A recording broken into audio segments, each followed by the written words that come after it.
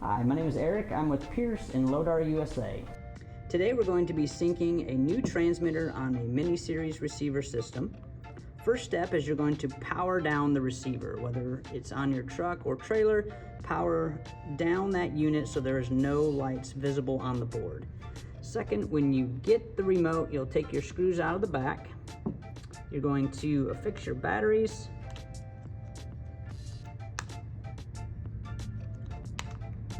Put your cover back on.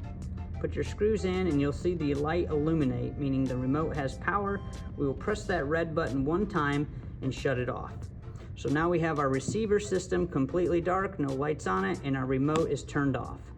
Next step, we are going to press and hold down the red and green button together until the LED light goes out. Then we'll simply take our fingers off. You'll see it is flashing.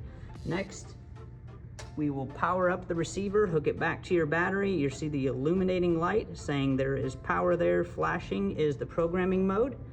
As they both flash, now we will press and hold the green button down until this light goes solid. Let off. Press it one more time and you'll see the set light on this side illuminate. So when you press the F1 button, you see a master and F1 illuminate, F2 and master illuminate. Your transmitter is now synced to your receiver. If you have any other questions, feel free to contact us at 888-685-6327 or Lodar service at 833-695-1438.